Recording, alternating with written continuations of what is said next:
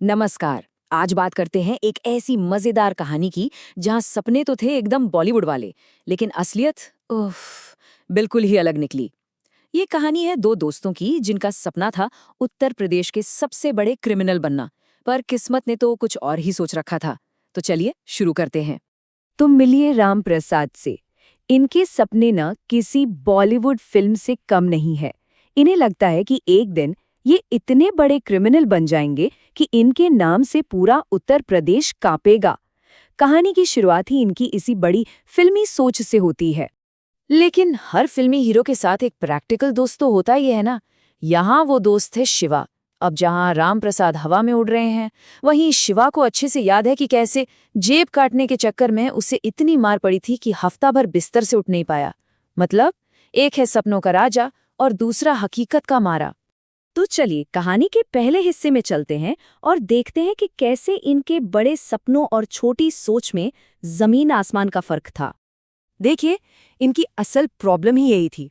ये chain snatching और phone चोरी जैसे काम छोड़ना चाहते थे। और वजह ये थी कि इसमें रिस्क बहुत ज्यादा था और कमाई कम। और पकड़े जाने पर जो पिटाई होती थी वो तो बोनस में मिलती थी।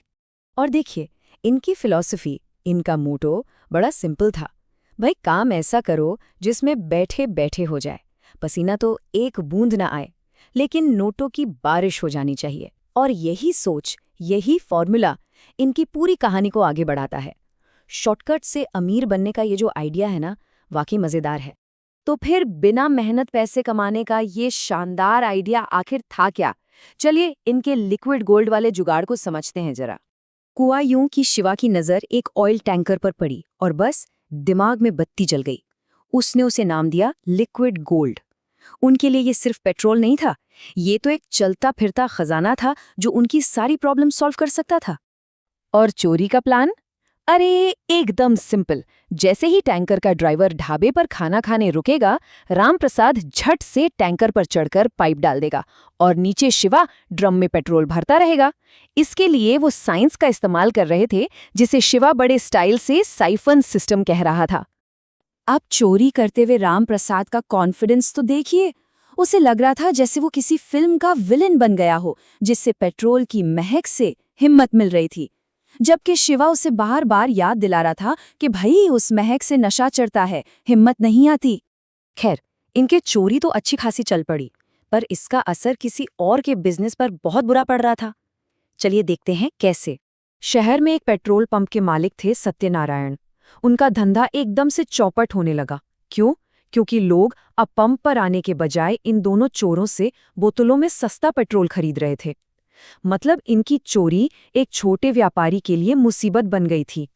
और सत्यनारायण जी, वो अपने पेट्रोल पंप पे कढ़ाई चढ़ाकर खाना बनाने में लगे थे। उनका असिस्टेंट मुकुंद उन्हें बार बार टोक रहा था कि मालिक, धंधे पर ध्यान दो, पर सत्यनारायण का ध्यान तो मसालों पर था, व्यापार पर था ही नहीं। अब कहानी में होती है एक बहुत ही अनोखे पुलिस वाले की एंट्री, जो चोरों से ज्यादा वास्तु दोष और राहुकाल में विश्वास रखता है। तो कहानी में आते हैं इंस्पेक्टर त्रिवेदी, एक ऐसे पुलिस वाले जिन्हें क्रिमिनल से ज्यादा घर की दिशा और कुंडली की चिंता रहती थी। और मजे की बात यह है कि इन्हीं की वजह से पूरी कहानी पलट जाती है। अब देखिए, इंस्पेक्टर त्रिवेदी जैसे ही मौके पर पहुंचते हैं, वो पेट्रोल की चोरी तो भूल ही जाते हैं। उनका पहला सवाल होता है, ये मेज किस दिशा में है? उनके हिसाब से इन चोरों के पकड़े जाने की असली वजह चोरी नहीं, बल्कि वास्तु दोष था। और हद तो तब हो गई जब इंस्पेक्टर साहब ने चोरों को पकड़ने के बाद कहा, रुको। क्यों? क्योंकि अभी राहु काल चल रहा था। मतलब 5 मिनट बाद शुभ मुहूर्त आएगा, तब हथकड़ी पहनाएंगे, क्योंकि इससे केस मजबूत बनेगा। अरे वाह, कमाल ही है। तो इस पूरी कहानी से आखिर में सबक क्या मिला? चलिए देखते हैं कि मेहनत का असली सम्मान किसे और कैसे मिला। सत्यनारायण को तो समझ आ गया कि बिजनेस पर ध्यान देना कितना जरूरी है। उन्होंने फौरन पंप से खाना बनाने का सामान हटवाया और बोर्ड लगा दिया, नो कुकिंग ओनली बिजनेस। और हमारे रामप्रसाद और शिवा, वो पहुंच गए जेल, जहां वो अब भी वास्तु को लेकर ही बहस कर रहे हैं। तो देखिए, इस कहानी से एक बात तो बिल्कुल साफ है, आसान पैसे का रास्ता या तो बहुत खतरनाक होता है, या फिर उसकी मंजिल सीधी जेल होती है।